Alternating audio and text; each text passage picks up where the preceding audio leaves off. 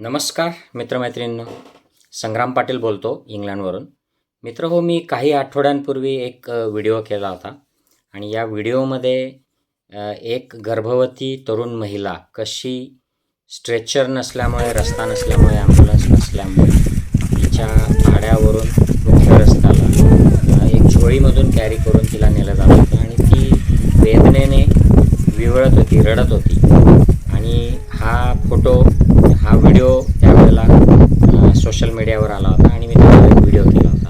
आणि त्यानंतर शासनाने काहीतरी ॲक्शन घेतली आणि तिथे रस्ता वगैरे झाला असं आपण ऐकतो, कारण हा बराच मीडियामध्ये देखील मुद्दा उचलला गेला. म्हणजे आपलं शासन जे आहे ते असं काहीतरी मुद्दा झाला, उचलला की मग त्याच्यावर रिॲक्शन म्हणून काम करतं. तर हा जो आहे हा दुःखद प्रकार आहे. आणि एकीकडे आपण चंद्रावर यान पाठवतो. चंद्र हा आपल्यापासून हजारो लाखो किलोमीटर लांब आहे, मैल्स लांब आहे. तिथे आपल्याला यान पाठवता येतं. बिनदिक्कतपणे आपले शास्त्रज्ञ ते करतात. परंतु आपल्या शास्त्रज्ञांना आता हे देखील खरं बघायची वेळ आलेली आहे की आपल्याला आपल्या गावांमधून, पाड्यांमधून, तांड्यांमधून, खेड्यांमधून दवाखान्याला जाणारे जे रस्ते आहेत, हे रस्ते भ्रष्टाचारमुक्त प्रशासन देऊन कशा पद्धतीने तयार करता येतील. आणि हे मी का म्हणतो आहे, कारण अत्यंत हृदयद्रावक असा एक व्हिडिओ पुन्हा महाराष्ट्रातल्या एका आजीबाईचा आलेला आहे आणि तो व्हिडिओ तुम्ही बघा.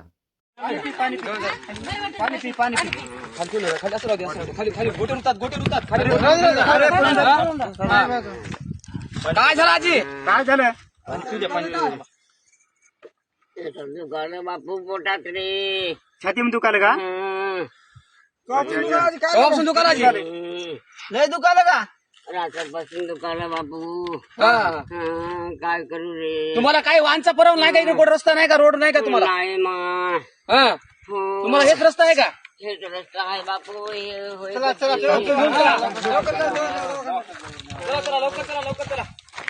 चला रे बापू.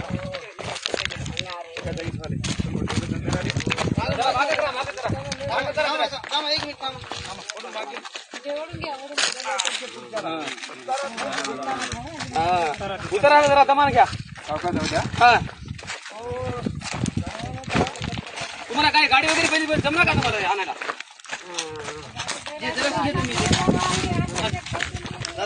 मोटरसायकल जमणार बरं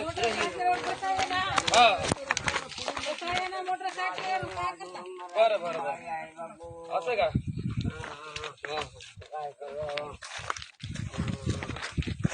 पाणी पाजवा, पाणी पाजवा.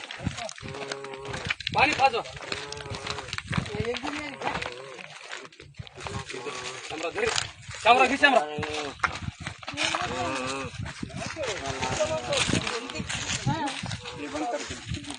आता मित्रांनो, एक अत्यंत दुःखद आहे. म्हणजे या वयामध्ये या ताईला, या आजीला, काकूला यातून जावं लागतं आहे. तिला झोळीतून नेलं जातं आहे. तिच्यासाठी ॲम्ब्युलन्स नाही.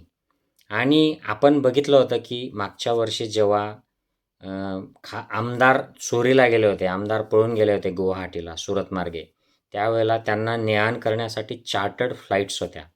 त्यांच्यासाठी तिथे राहण्यासाठी 5 स्टार 7 स्टारची व्यवस्था होती.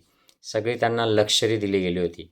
आणि वरून असं म्हणतात की 50-50 खोके, म्हणजे 50-50 कोटी रुपये पण मिळाले, कोणाला मंत्रिपदं मिळाले. आणि हे सगळं ते उपभोगतायत.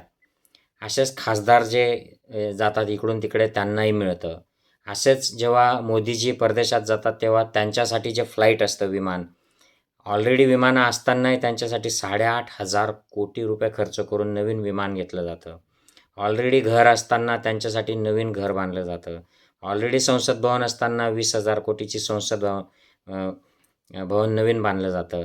आता हे जे नवीन संमेलन होणार आहे आपल्या देशामध्ये, या संमेलनासाठी ही बातमी DNA पोर्टलवर मी वाचली की Indian government 50 bullet proof car हे घेणार आहे, ऑडी कार्स.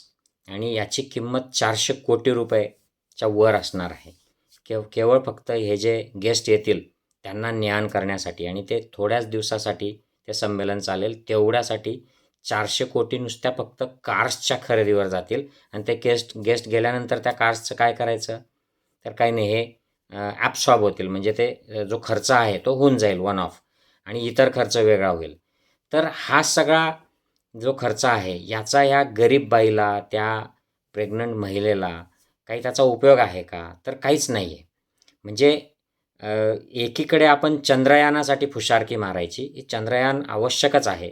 कारण आपल्याला ते देखील आपल्यासाठी खूप महत्त्वाचं आहे. कारण चंद्राच्या, मंगळाच्या, बुधाच्या, गुरूच्या, शनीच्या नावाने आपल्याकडे ज्या अंधश्रद्धा या पुराणांमध्ये आणि धार्मिक ग्रंथांमध्ये पेरून ठेवलेल्या आहेत, या तोडणं देखील तेवढंच महत्त्वाचं आहे आणि पुढे रिसोर्सेसच्या दृष्टीने हे जगाला, मानवालाच कल्याणकारी होणार आहे. परंतु एकीकडे एवढं हायफाय प्रगती आपण करायची. आपण IT मध्ये जगात टॉपला असे आहोत कर्मचारी पुरवण्यासाठी.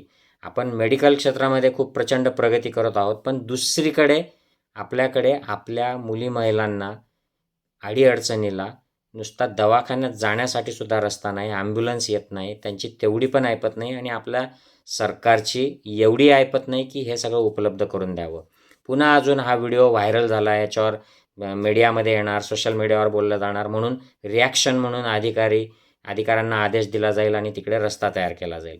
म्हणजे रिॲक्शन देणारे फक्त आपले सरकार आहेत. यांना व्हिजन नाही. यांचं व्हिजन फक्त आमदारांची जोडतोड कशी करायची, पुढच्या इलेक्शनमध्ये कसं निवडून यायचं, आपल्याच पक्षाची सत्ता कशी मेंटेन करायची आणि वर सगळा दिखावा करायचा. तर हे कधी थांबणार आहे? आपण हे कधी थांबवू? जेव्हा आपण लोकप्रतिनिधी चांगले निवडायला सुरुवात करू, जे सुशिक्षित आहेत. नुसते सुशिक्षित म्हणजे ते भ्रष्टाचार विरहित असतात, विवेकवादी असतात असे नाही. तर आपल्याला चांगल्या चरित्राचे, विवेकवादी आणि कमिटेड असे लोक, मग त्यांचं नाव नसेल, ते कुठल्या पक्षाकडून लढत नसतील, तरी अशा लोकांना मतदान करणं गरजेचं आहे. तेव्हा ही परिस्थिती सुधारेल आणि तेव्हा हा भ्रष्टाचार कमी होईल, तेव्हा प्रशासनामधला भ्रष्टाचार कमी होईल आणि मग आपल्यालाही रस्ते मिळतील. कारण असे एकेका घरासाठी रस्ते इकडे जे वेस्टर्न कंट्रीज आहेत, डेव्हलप कंट्रीज, जिथे एक घर असतं शेतावर तिथपर्यंत रस्ता असतो. शेतांमध्ये जायला ट्रॅक्टर्सला आणि कार्सला रस्ता असतो. चांगला डांबरी केलेला रस्ता असतो आणि आपल्याकडे अगदी 100, 200, 500 गावाची लोकांची वस्ती असते आणि तिला देखील जायला रस्ता नसतो. इकडे 500 गावाच्या वस्तीला तर बसेस, ट्रेन स्टेशन्स असं सगळं असतं. तिथे पेट्रोल पंप असतो, ATM मशीन असतं, बँक असतं, सगळं असतं आणि आपल्याकडे साधे रस्ते देखील नाहीत. तर ही जी मागासलेली जी परिस्थिती आहे, हिच्यावर इलाज म्हणजे आपल्याला आपले प्रतिनिधी चांगले निवडावे लागतील आणि भ्रष्टाचार हा आपला त्यातूनच कमी होणार आहे, जेव्हा आपण चांगला वचक असलेला नेता बसू तालुक्याच्या ठिकाणी, जिल्ह्याच्या ठिकाणी. नाहीतर आपण ऐकलंच, आता जळगावचा मोठा एक भ्रष्टाचाराचं प्रकरण आलं. कामगारांच्या जे त्यांना जेवण दिलं जातं त्याच्यामध्ये जर आपण भ्रष्टाचारी लोकांना तिथे निवडलं, कारण फक्त आपल्या जातीचे आहेत किंवा आपल्या धर्माच्या ते गोष्टी करतात किंवा ते कुठलं तरी आपल्यासाठी तात्पुरतं पैसा-बिसा असं करून देतात इलेक्शनमध्ये, तर हे असंच चालणार आहे. हे बदलणार नाही आहे. हे बदलायचं असेल तर आपल्याला मतदारांना, नागरिकांना बदलावं लागेल. I hope situation improves. Take care. Bye bye.